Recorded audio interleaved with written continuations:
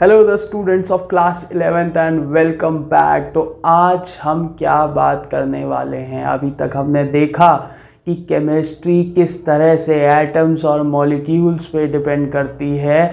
तो अब बात करेंगे हम लॉज ऑफ केमिकल कॉम्बिनेशन के बारे में, क्योंकि आगे जाके हम बहुत सारे केमिकल्स को, मॉलिक्यूल्स को कंबाइन होते हुए देखेंगे। तो हमें अब देखना है कि ये कॉम्बिनेशन होता किन लॉज की वजह से है, कैसे ये कॉम्बिनेशन होगा, ये कॉम्बिनेशन किस पे डिपेंड करता है। तो आइए बात करना शुरू करते हैं। तो हमारा पहला लॉ जो दिया गया वो दिया एंटोनियो लेवोजियर ने, और इन्होंने दिया law of conservation of mass. क्या? Law of conservation of mass. Mass को ही कंजर्व कर दिया। इन्होंने कहा कि हमारा जो मास है वो नहीं बदल सकता, वो तो कंजर्व्ड है। और हम जानते हैं कि मास एक कांस्टेंट क्वांटिटी है। तो क्या कहते हैं हमारे एंटोनियो लेवोजियर? इन्होंने कहा कि matter can neither be created nor destroyed. तुम कितने बड़े फैंटम बन जाओ, मैटर को ना बना सकते हो ना बर्बाद कर सकते हो। मैटर है तो वो रहेगा, ना आप उसे बना सकते हैं ना आप उसे डिस्ट्रॉय कर सकते हैं। तो क्या देखा इन्होंने क्यों कहा कि मास हमारा कंजर्व रहेगा? इन्होंने देखा कि जब हम फिजिकल और केमिकल चेंजेस करते हैं तो जो हमारा रिएक्टेंट का मास है वही मास हमें प्रोडक्ट का भी मिलेगा। कोई मास कहीं लॉस नहीं होगा, मास का कोई लॉस नहीं होगा। जो रिएक्टेंट का मास है वही प्रोडक्ट का भी मास होगा। तो क्या देखा इन्होंने एग्जाम्पल देते हुए कहा कि अगर हम आइस लें और आइस को हम छोड़ दें तो वो वाटर में कन्वर्ट हो जाएगी। ये एक फिजिकल चेंज है जिसमें आइस सॉलिड स्टेट से लिक्विड स्टेट में कन्वर्ट हो जा रही है। लेकिन जब हम उसके मास को चेक करने जाएं तो क्या होगा? जितना आइस का मास उसकी सॉलिड स्टेट में था उतना ही मास उसका लिक्विड स्टेट में भी मिलेगा। फर्दर केमिकल चेंज प्रूव करना था तो इन्होंने एग्जाम्पल लिया मर्क्यूरी ऑक्साइड का। मर्क्यूरी ऑक्साइड में क्या करके देखा? इन्होंने देखा 100 ग्राम मर्क्यूरी ऑक्साइड को लेकर, तो जब इन्होंने मर्क्यूरी ऑक्साइड को डिकम्पोज करना चाहा, उसे ब्रेक करना चाहा, तो इन्हें मिला मर्क्यूरी और ऑक्सीजन गैस। लेकिन ये बात कर रहे थे मास के बारे में। तो मास का क्या हुआ? 100 ग्राम जब HgO लिया इन्होंने तो इनको 92.6 ग्राम मरकरी मिला और 7.4 ग्राम इनको ऑक्सीजन गैस मिली। तो इन्होंने ऑब्जर्व क्या करा कि रिएक्टेंट 100 ग्राम्स, प्रोडक्ट भी 100 ग्राम्स, तो मास का कोई लॉस नहीं हुआ। तो हमारा पहला लॉ क्या कहता है? पहला लॉ कहता है कि मास हमेशा कंजर्व्ड रहेगा।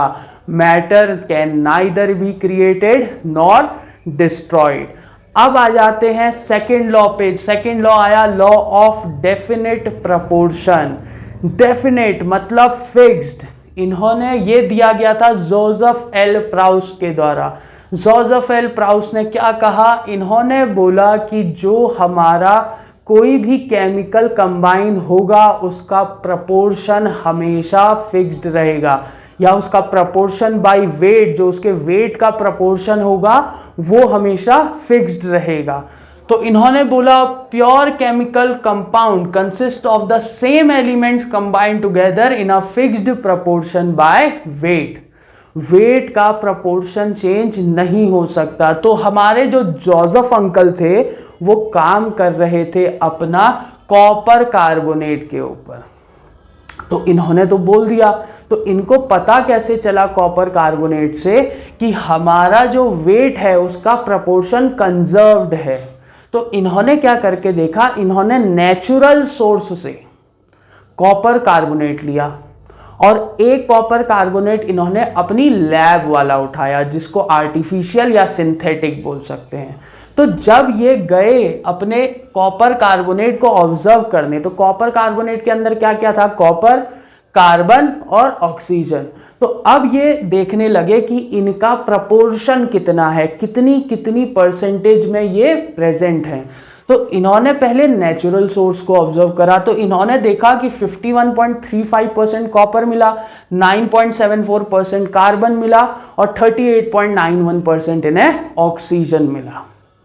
तो फिर इन्होंने सिंथेटिक वाला जो लैब में बनाया गया था उसको लिया, तो जब उसको लेकर देखा तो इनको प्रपोर्शन सेम मिला। तो इन्होंने क्या कहा कि तुम किसी भी कंपाउंड को चाहे नेचुरल सोर्स से उठाओ या लैब में बनाओ, अगर वो कंपाउंड का प्रपोर्शन बाय वेट सेम रहेगा तभी वो कंपाउंड फॉर्म होगा। कॉपर कार्बोनेट में अगर हम ये प्रपोर्शन चेंज कर दें तो कॉपर कार्बोनेट नहीं रहेगा। तो इन्होंने कहा कि किसी भी कंपाउंड के अंदर let that be from the natural source और it is a synthetic compound, ratio हमेशा सेम रहेगा। तो इस चीज पे आगे को स्टडी हुई, तो मैं ये समझाता हूं आपको। आगे जाके साइंटिस्ट ने कार्बन डाइऑक्साइड पे रिसर्च करके देखी। तो कार्बन डाइऑक्साइड पे जब रिसर्च करी तो क्या पता चला, सबसे पहली एक्सपेरिमेंट जो किया गया, कार्बन को नॉर्मल एयर में बर्न कर दिया गया। तो क्या किया साइंटिस्ट ने, कोक लिया, Coke is a form of carbon, carbon उठाया, इसको ऑक्सीजन की प्रेजेंस में, नॉर्मल एयर में ऑक्सीजन होती है, ऑक्सीजन की प्रेजेंस में हीट करा, तो इन्हें मिल गई कार्बन डाइऑक्साइड गैस। सेकेंड जो रिएक्शन करी गई वो करी गई कैल्शियम कार्बोनेट अपने लाइमस्टोन के साथ। तो लाइमस्टोन को जब हीट किया गया तो हमें कैल्शियम ऑक्साइड और कार्बन डाइऑक्साइड गैस मिली। और थर्ड एक्सपेरिमेंट किया गया अपना सोडियम कार्बोनेट के साथ। सोडियम कार्बोनेट की रिएक्शन कराई गई डाइल्यूट HCl हाइड्रोक्लोरिक एसिड के साथ। तो जैसे ही हाइड्रोक्लोरिक एसिड के साथ सोडियम कार्बोनेट रिएक्ट करा तो हमें मिला NaCl, सोडियम क्लोराइड अपना नमक, H2O लिक्विड वाटर और कार्बन डाइऑक्साइड गैस। तो ये तीन रिएक्शंस करी गई कार्बन डाइऑक्साइड के फॉर्मेशन को ऑब्जर्व करने के लिए। लेकिन एट लास्ट क्या देखा गया, चाहे इस रिएक्शन से, इससे या इससे, जब कार्बन डाइऑक्साइड ऑब्टेन होता है तो हमारे कार्बन और ऑक्सीजन का रेशियो हमेशा 3:8 मिलेगा। कार्बन डाइऑक्साइड जब भी जहां भी आप फॉर्म करोगे कार्बन ऑक्सीजन रेशियो 3:8 रहता है और ये यूनिवर्सली अपना प्रूव्ड है और ये यूनिवर्सली कांस्टेंट रहेगा कि इस रेशियो को आप चेंज नहीं कर सकते। आप इस रेशियो को चेंज कर दोगे कार्बन डाइऑक्साइड फॉर्मेशन नहीं होगा। तो कार्बन डाइऑक्साइड फॉर्म करने के लिए रेशियो यही होना चाहिए। तो यही बात तो जोसेफ अंकल कह रहे थे। क्या कह रहे थे जोसेफ अंकल? कि हमारा वेट कंजर्व रहेगा। वो कंपाउंड चाहे तुम नेचुरली ले लो या सिंथेटिक कंपाउंड ले लो, चाहे इंडिया में बना लो या यूएसए में बना लो, आपका जो वेट का प्रोपोर्शन है आप वो चेंज नहीं कर सकते। वो वेट हमेशा सेम रहेगा। तो ये कहा हमसे लॉ ऑफ डेफिनेट प्रोपोर्शन में, जो बाद में हमने प्रूव्ड भी देख लिया। तो थर्ड लॉ है अपना लॉ ऑफ मल्टीपल प्रोपोर्शन, जो हमें दिया था डाल्टन ने। इससे पहले हमने देखा था लॉ ऑफ डेफिनेट प्रोपोर्शन। तो डाल्टन का नाम याद रख लो, क्योंकि डाल्टन ही वो साइंटिस्ट हैं जिन्होंने एटम की पहली थ्योरी दी और केमिस्ट्री की शुरुआत हुई। तो क्या कहते हैं Dalton law of multiple proportion में? इस लॉ को समझेंगे हम एग्जाम्पल की मदद से। हम इस लॉ को स्टेटमेंट से नहीं समझेंगे, स्टेटमेंट साथ साथ पढ़ते रहेंगे क्योंकि स्टेटमेंट थोड़ा कॉम्प्लिकेट हो सकता है। तो शुरुआत स्टेटमेंट से ही करते हैं। डाल्टन कहते हैं 2 एलिमेंट्स कंबाइन टू फॉर्म 2 और मोर कंपाउंड्स। तो डाल्टन कह रहे हैं कि अगर 2 एलिमेंट्स आपस में कंबाइन हो रहे हैं और वो 2 या 2 से ज़्यादा कंपाउंड फॉर्म करते हैं, जैसे हाइड्रोजन और ऑक्सीजन।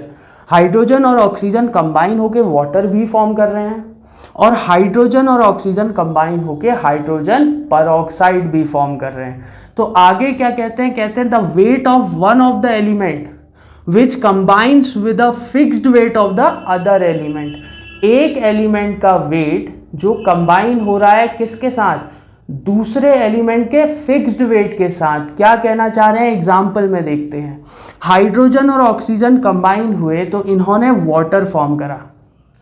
तो यहां पर 2 ग्राम हमारा हाइड्रोजन था, 16 ग्राम ऑक्सीजन था, मास कंजर्व रहेगा तो 18 ग्राम वाटर फॉर्म हो गया। सेकेंड केस में हाइड्रोजन 2 ग्राम, ऑक्सीजन 32 ग्राम्स, तो 34 ग्राम्स हाइड्रोजन पर ऑक्साइड फॉर्म हुआ। तो ये कह रहे हैं the weight of one of the element which combines with the fixed weight of the other element. एक एलिमेंट का वेट जो दूसरे एलिमेंट के फिक्स्ड वेट से कंबाइन हो रहा है। ध्यान से देखेंगे, ऑक्सीजन का वेट वेरी करा है, लेकिन हाइड्रोजन का वेट बोथ द केसेस में सेम है। तो ये यही कहना चाह रहे हैं कि एक एलिमेंट का वेट जब दूसरे एलिमेंट के फिक्स्ड वेट से कंबाइन होता है, दोनों केसेस में हमारे हाइड्रोजन का वेट चेंज नहीं हुआ। तो फिक्स्ड वेट से जब कंबाइन होता है तो जो भी प्रोडक्ट फॉर्म होगा, क्या कहते हैं, of the other element bears simple whole number ratio by weight. इनका ratio simple whole number ratio होगा। सबसे पहले सिंपल होल नंबर रेशियो को समझते हैं। क्या होता है सिंपल होल नंबर रेशियो? एक सिंपल रेशियो जैसे 1:2, या हम कहें 2:1, 1:3, 1:4, 3:1, ये सारे जो सिंपल रेशियोज होते हैं इन्हीं को हम सिंपल होल नंबर रेशियो कहते हैं। तो ये कहते हैं कि जब एक एलिमेंट दूसरे एलिमेंट के फिक्स्ड वेट से कंबाइन होकर 2 या 2 से ज़्यादा प्रोडक्ट फॉर्म करता है तो उसका जो रेशियो होगा वो सिंपल होल नंबर रेशियो होगा। तो क्या है सिंपल होल नंबर रेशियो? किसका देखेंगे? ऑक्सीजन का देखेंगे। क्या है? 16:32। क्या सिंपल होल नंबर रेशियो होता है? हाँ, 1:2 बन जाता है। तो ऑक्सीजन एक सिंपल होल नंबर रेशियो में फिक्स्ड मास ऑफ हाइड्रोजन से कंबाइन हुई 2 या 2 से ज्यादा प्रोडक्ट्स फॉर्म करने को। तो यही था law of multiple proportion. If 2 elements combine to form 2 और more compounds, the weight of one of the element which combines with the fixed weight of the other element bears a simple whole number ratio। तो जिस element का fix है वो तो 1:1 हो गया, लेकिन दूसरे एलिमेंट का जो रेशियो होगा वो सिंपल होल नंबर रेशियो होगा। यही है अपना law of multiple proportion given by Dalton. अब आते हैं फोर्थ लॉ पे, जो है Gay Lussac's law of gaseous volume.